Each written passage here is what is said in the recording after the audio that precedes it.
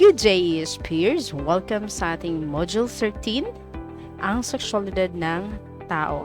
Edukasyon sa pagpapakatao 8, Learning Activity Sheet, Week number 3. Halina natin alamin, tuklasin ang ating aralin, edukasyon sa pagpapakatao, kahalagahan ng buhay natin. So hello, nandito po ulit tayo para sa ating susunod na activity o paksa, ang seksualidad ng tao. Dito sa paksang ito ay nangangailangan ng malawak na pangunawa, malawak na pag-iisip, at magiging bukas sa kung ano man ang maging bagong kaalaman na ating matutunan. Sa module na ito ay nasahang malilinas sa iyo ang sumusunod na kaalaman, kakayahan at pag-unawa. Natutukoy ang tamang pagpapahulugan sa seksualidad.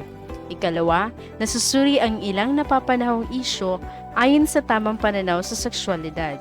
Ikatlo, nahihinuha na ang pagkakaroon ng tamang pananaw sa seksualidad ay mahalaga para sa paghahanda sa susunod na yugto ng buhay ng isang nagdadalaga at nagbibinata at sa pagtupad niya sa kanyang bokasyon na magmahal.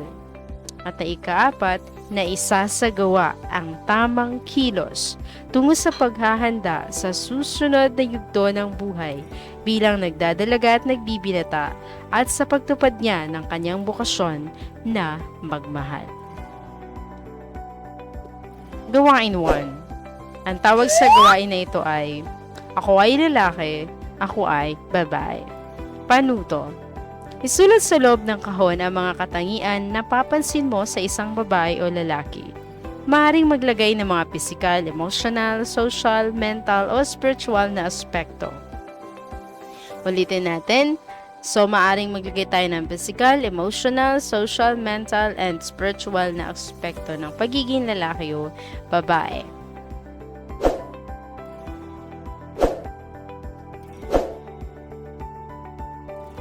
Sa unang kahon, ako ay babae. Sa ikalawa, ako ay lalaki. Pagkatapos ng gawain, ay meron tayong gabay na tanong. Sasagutan lamang po natin ito pagkatapos ng sagutan ng unang gawain. So number 1, nasiyahan ka ba sa iyong ginawang pagsugot? Ipaliwanag. Ikalawa, magkatulad ba ang mga katangiang iyong nilagay sa babae at lalaki? Ipaliwanag.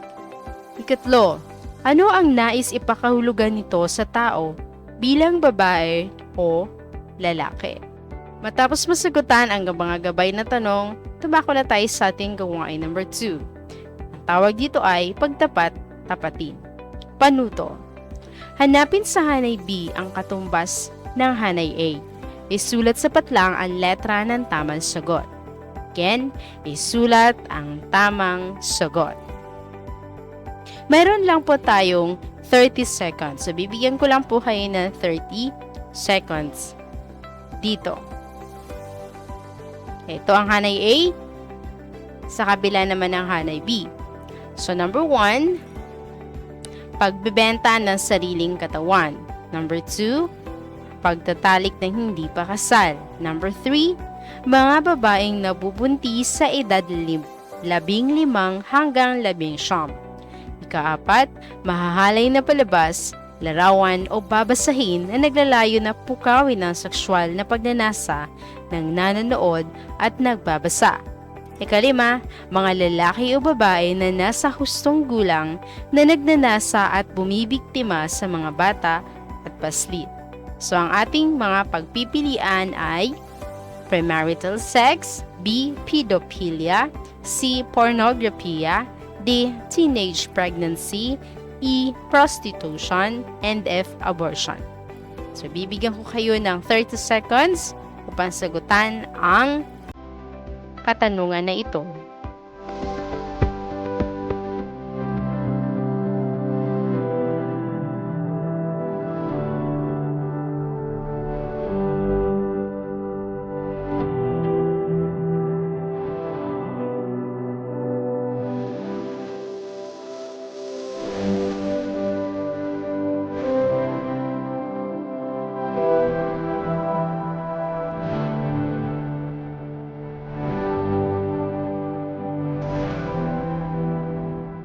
So for number 1, magbebenta ng sariling katawan.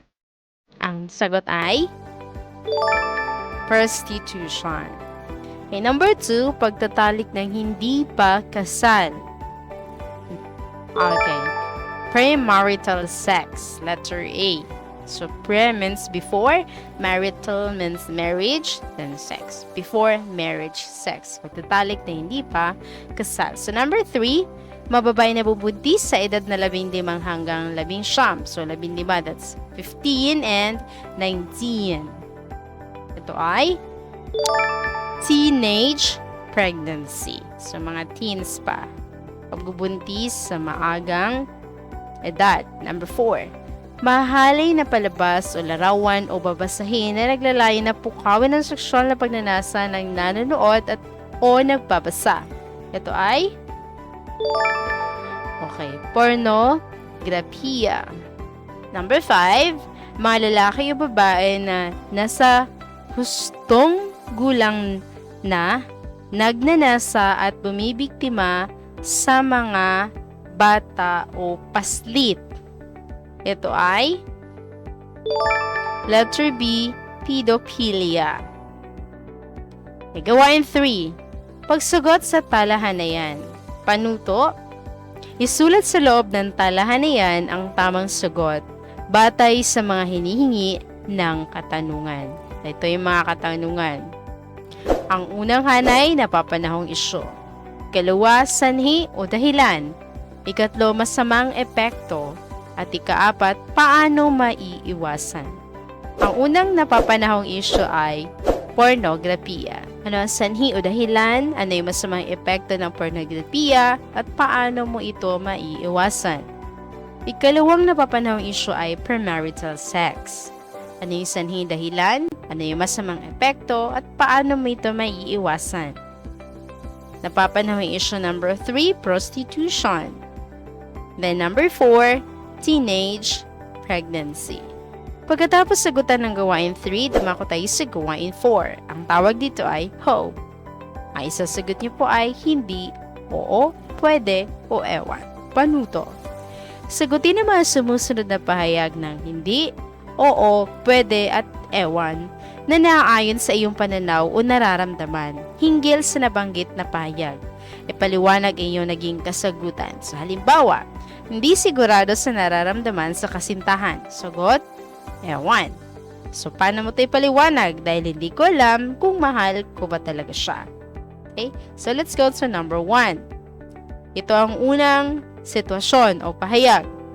May nararamdamang takot kapag nagagalit ang kasintahan.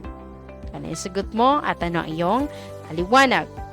Ikalawa, madalas ay masaya kapag kasama ang kasintahan. So dito sa pahayag na ito, ano yung sagot at ano iyong paliwanag? Next,